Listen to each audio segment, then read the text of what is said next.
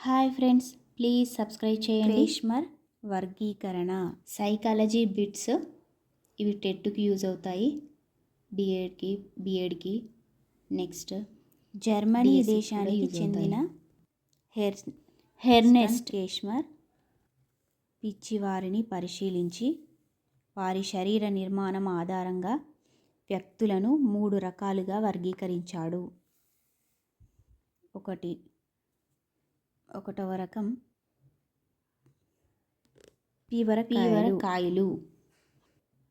శరీర నిర్మాణం పొట్టిగా లావుగా ఉంటారు. వీరి లక్షణాలు: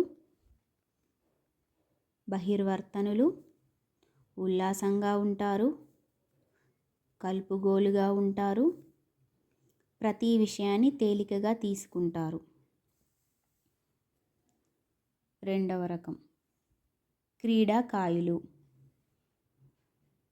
సమతుల్యమైన శరీరం కలిగి ఉంటారు, కండపుష్టితో ఉంటారు. ఆశావాదులు, సర్దుబాటు చేసుకోగలిగి ఉంటారు. వీరి లక్షణాలు ఏంటి అంటే ఆశావాదులు సర్దుబాటు చేసుకోగలిగి ఉంటారు. ప్రాంశుకాయులు మూడవ రకం. సన్నగా, పొడవుగా, బలహీనంగా ఉంటారు. వీరి లక్షణాలు అంతర్వర్తనులు, నిరాశావాదులు, సిగ్గుపడుతూ ఉంటారు, ఏకాంతాన్ని కోరుకుంటారు, బలహీనంగా ఉంటారు.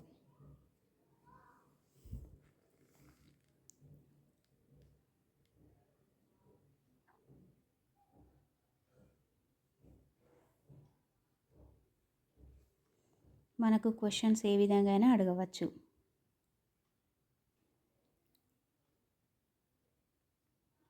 వీటన్నింటిలో ప్లీజ్ లైక్ చేయండి, షేర్ చేయండి, సబ్స్క్రైబ్ చేయండి.